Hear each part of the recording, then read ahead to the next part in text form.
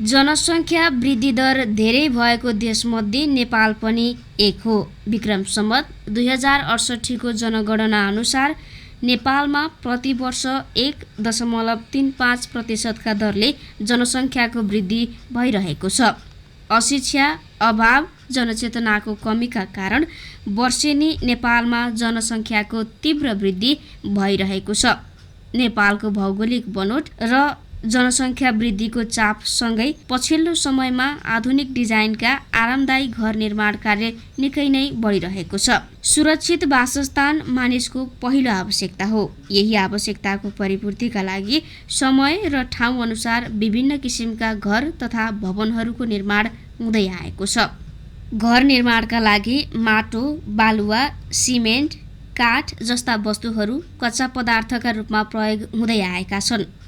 ढुङ्गा, माटो, काठ, खर, बाँस आदि जस्ता सामग्रीहरू घर निर्माणमा प्रयोग हुँदै आएको भए तापनि पछिल्लो समयमा सभ्यताको विकाससँगै सिमेन्ट, इट्टा, फलाम, स्टिल जस्ता अत्याधुनिक निर्माण सामग्रीहरूको प्रयोग बढेको छ।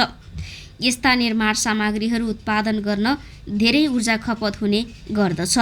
परिवार पिच्छे छुट्टै घर चाहिने नेपाली परम्परा अनुसार पनि अहिले घर बनाउने कामले तीव्रता पाएको हो।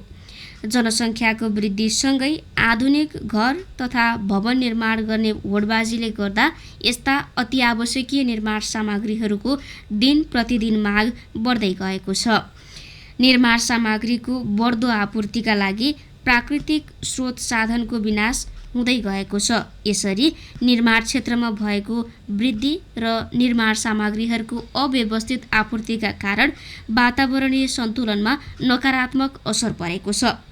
नवीकरण गर्न नसकिने प्राकृतिक स्रोत साधनको उच्च खपत भएको छ।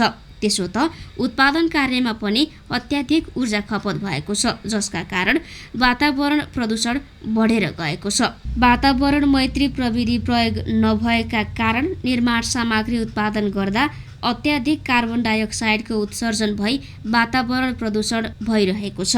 नेपालमा अहिले पनि विकसित देशहरूले 50औं वर्ष अघि प्रयोगमा ल्याएका पुरानै प्रविधिका कतिपय उद्योग धन्दाहरू सञ्चालनमा छन्, जुन व्यावहारिक र वातावरण मैत्री छैनन्। यस्ता पुरानै पद्धतिमा सञ्चालन भएका उद्योगहरूमध्ये धेरै जसो इट्टा उत्पादन गर्ने इट्टाभट्टाहरू पर्दछन्। अहिले पनि नेपालमा 100औं वर्ष अघिको काल्म किल्न, एमसीबीटीके र बीटीके प्रविधिका इट्टाभट्टाहरूले इट्टा उत्पादन गरिरहेका छन्, जसले अत्याधिक कालो धुवाँ फाल्ने गर्दछ। यस्ता इट्टाभट्टाहरूले इट्टा पोल्न पत्थर, कोइला, रबर, काँचो काठ, चिसो दाउरा, भुस, पराल जस्ता सामग्रीको प्रयोग गर्ने हुँदा कालो धुवाँ धेरै निस्कने गर्दछ। चिम्नीबाट निस्केको कालो धुवाँको मुस्लोले भट्टामा काम गर्ने मजदुर मात्र होइनन्, वरपर बस्ने स्थानीय बासिन्दाहरूमा समेत श्वास प्रश्वास सम्बन्धी समस्या देखिन थालेको छ। यस्ता इट्टाभट्टाहरूले एकातिर मानवीय स्वास्थ्यमा प्रतिकूल असर पारेको छ भने अर्कोतिर इट्टा पोल्न प्रयोग गरिने कोइला र काम गर्ने मजदुरका लागि भारतकै भर पर्नुपर्ने हुँदा हाम्रो लाखौँ रुपैयाँ भारत जाने गरेको छ।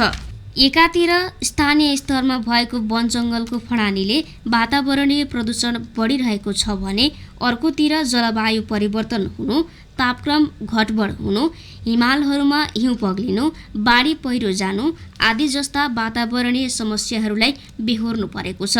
आधुनिक निर्माण सामग्री पूर्ति गर्ने नाममा कतै हामी भावी सन्ततिहरूको प्राकृतिक स्रोत साधन उपभोग गर्ने अधिकार त खोज्नतर्फ उद्यत देखिएका छैनौँ। गम्भीर प्रश्न हाम्रा सामु खडा भएको छ। त्यसैले प्राकृतिक स्रोत साधनको दिगो संरक्षण गर्नतर्फ लाग्न जरुरी भइसकेको छ। तसर्थ पछिल्लो समयमा यस्ता परम्परागत धेरै खर्चिलो प्रविधिलाई प्रतिस्थापन गर्दै वातावरण मैत्री प्रविधिबाट निर्मित निर्माण सामग्रीहरूको प्रयोग गर्नु आवश्यक देखिन्छ। यस वृत्तचित्रमा हामीले वातावरण मैत्री भवन निर्माण सामग्री उत्पादन गर्ने केही प्रविधि तथा तौर तरिकाका बारेमा जानकारी गराउने प्रयास गरेका छौँ। औद्योगिक विकाससँगै बढ्दै गएको जलवायु परिवर्तन र वातावरण प्रदूषणलाई कम गर्न अहिले नेपालमा पनि विभिन्न प्रयासहरू भइरहेका छन्।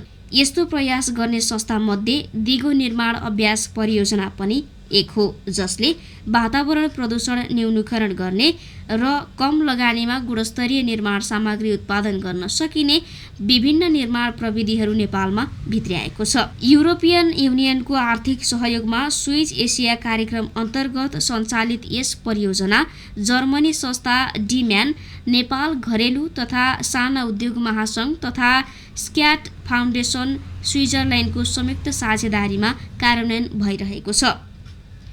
निर्माण व्यवसायको क्षेत्रमा प्रविधि हस्तान्तरणको माध्यमबाट ग्रिनहाउस ग्यास र ब्ल्याक कार्बन उत्सर्जनलाई न्यूनीकरण गर्दै जलवायु परिवर्तन तथा वातावरण प्रदूषणलाई कम गर्न सहयोग पुगोस् भन्ने हेतुले नेपालमा यो परियोजना सञ्चालन गरिएको हो। विशेष गरी वातावरण मैत्री हरित निर्माण सामग्रीहरूको उत्पादन र प्रयोगलाई विस्तार गर्ने र आम उपभोक्ताहरूलाई वातावरण मैत्री, स्वच्छ र कम खर्चमा निर्माण सामग्री उत्पादन गर्ने तरिकाबारे जानकारी गराउने मुख्य उद्देश्यका साथ यस परियोजनाले नेपालमा विभिन्न प्रविधिहरू हस्तान्तरण गरिरहेको छ। यस परियोजनाले वातावरण प्रदूषण कम हुने, कम खर्चमा उत्पादन गर्न सकिने सफा इट्टा उत्पादन गर्ने प्रविधिको उद्योग सञ्चालनमा ल्याएको छ, जसलाई भर्टिकल साफ्ट ब्रिक किल्न तथा छोटकरीमा VSBK भनिन्छ।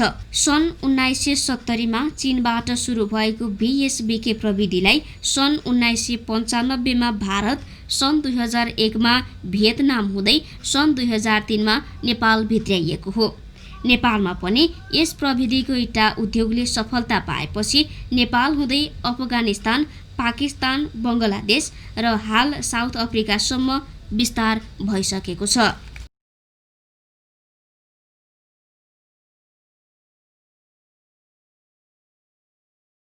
भर्टिकल साफ्ट ब्रिक किल्न अर्थात् ठाडो इट्टा भट्टा यो सफा इट्टा उत्पादन गर्ने वातावरण मैत्री प्रविधि हो।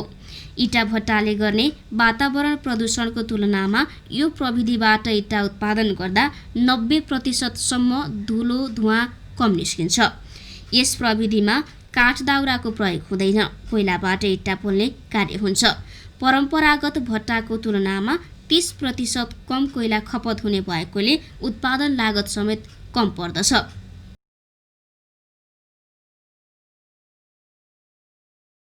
काठ दाउरा प्रयोग नहुने तथा धुलो धुवाँ ज्यादै न्यून हुने भएकोले यस्तो प्रविधिको इट्टा उद्योग सञ्चालन निकै फस्टाउँदै गएको छ। यो उद्योगका लागि सहर बजार जहाँ पनि सञ्चालन गर्न सकिने तथा वन जङ्गलको निश्चित दूरी नचाहिने कानुनी प्रावधान रहेको छ। बजारमा पाइने अन्य इट्टा भन्दा यो इट्टा बढी गुणस्तरीय हुने गर्दछ। एकै नासका इट्टा उत्पादन हुने भएकोले यो इट्टाको जडानमा मसला कम लाग्ने गर्दछ। VSBK सफा र स्वच्छ इट्टा उत्पादन गर्ने आधुनिक प्रविधि हो। विज्ञहरूका अनुसार यस प्रविधिबाट इट्टा बनाउँदा परम्परागत प्रविधिभन्दा 30 देखि 40% इन्धन खपत गर्दछ। यस प्रविधिबाट इट्टा बनाउँदा दाउरा प्रयोग नगरी कोइला प्रयोग गरिने हुँदा 80 देखि 90% वायु प्रदूषण कम गर्दछ। दिगो निर्माणका अभ्यास परियोजनाले वातावरण मैत्री सफा इट्टा उत्पादन गर्ने यस VSBK इट्टा उद्योग स्थापनाका लागि उद्यमीहरूलाई प्राविधिक सहयोग उपलब्ध गराउँदै आएको छ। पर्यावरणीय हिसाबले निकै उपयोगी प्रविधि मानिएको VSBK देशका विभिन्न भागमा सञ्चालित छ। उपभोक्ताको मागलाई ध्यानमा राख्दै 35 वटा VSBKहरू थप गरिएको छ। त्यस्तै यस परियोजनाले कम लागतमा बलियो घर निर्माण गर्ने अर्को प्रविधि ल्याएको छ, जसलाई ऱ्याट ट्र्याप बन्ड भनिन्छ। यो एक प्रकारको इट्टाको पर्खाल निर्माण गर्ने प्रविधि हो, जसमा इँटाहरूलाई ठाडो ढाँचामा लगाई बीचमा खाली बनाइन्छ र रोलकको सहायताले जोड्ने काम गरिन्छ। त्यसो त दिगो निर्माण अभ्यास परियोजनाको प्रविधिलाई आधार मानी घर तथा भवन निर्माण गर्दा सामान्यतया घर बनाउँदा लाग्ने खर्च भन्दा ज्यादै कम खर्चमा यस प्रविधिबाट घर निर्माण गर्न सकिन्छ। विकास निर्माणका काम गर्ने बहानामा हिजो आज काठको लागि हरिया वन जङ्गल फडानी गर्ने कार्य तीव्र रूपमा बढिरहेको छ। वन फडानीले एकातिर हरिया डाँडा पाखा खाली भइसकेका छन् भने अर्कोतिर बाढी पहिरो र भूक्षयको त्यति नै त्रास बढेको छ। प्रणाली र वनस्पतिलाई अक्सिजन दिने र कार्बन डाइअक्साइड आफूले लिने बोट बिरुवा मासिनाले वातावरणमा प्रतिकूल असर परिरहेको छ। तसर्थ वातावरणसँग प्रत्यक्ष सरोकार राख्ने यस परियोजनाले पछिल्लो समयमा भवन निर्माणका लागि आवश्यक पर्ने निर्माण सामग्रीहरू जस्तै झ्याल ढोकाको चौकोसहरू, काठको प्रतिस्थापनको रूपमा मेटल तथा कङ्क्रिटका झ्याल तथा ढोकाको चौकोस उत्पादन गरेको छ, जुन वातावरण मैत्री छ। काठ तस्करी रोक्न तथा वन जङ्गल संरक्षण गरी वातावरण सफा राख्न सहयोग पुगोस् भन्ने हेतुले यसको उत्पादन गरिएको हो।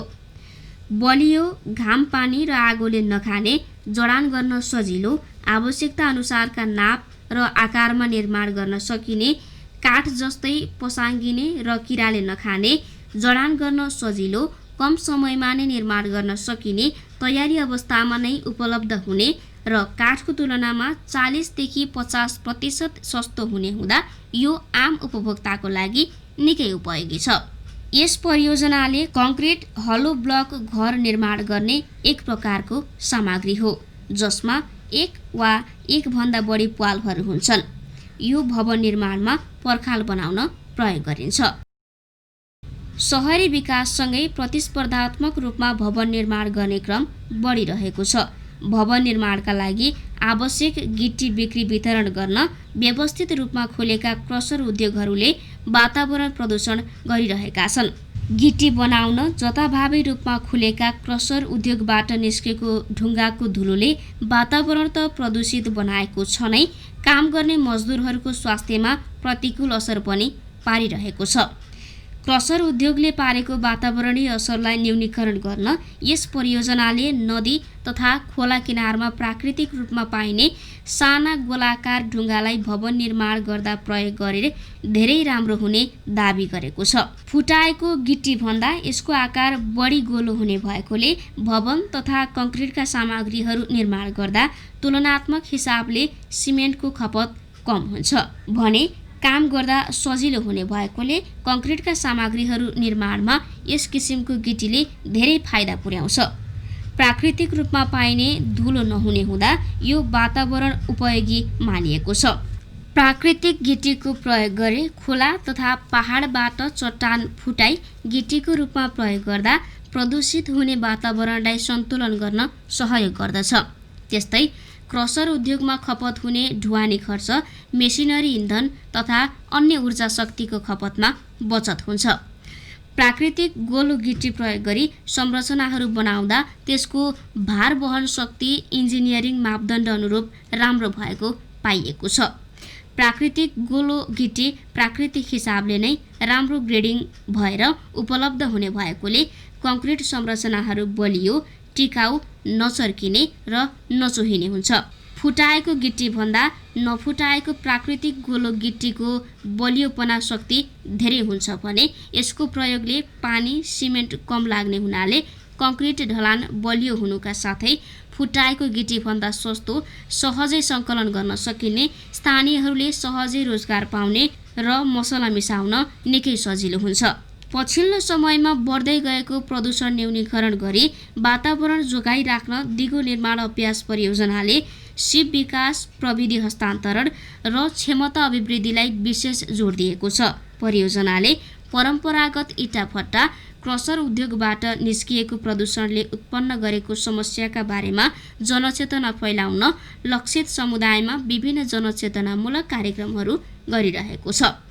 तसर्थ यस परियोजनाले सञ्चालनमा ल्याएका न्यून लगानी, वातावरण मैत्री हरित निर्माण सामग्रीको उत्पादन र प्रयोगलाई विस्तार गरी आम उपभोक्तालाई वातावरण मैत्री, स्वच्छ र कम खर्चमा हरित निर्माण सामग्री उत्पादन र प्रयोगका लागि आम सर्वसाधारणहरूलाई प्रोत्साहन गर्न सके वातावरण प्रदूषणलाई निमित्यान्न पार्न नसके पनि न्यूनीकरण गर्न अवश्य सकिनेछ।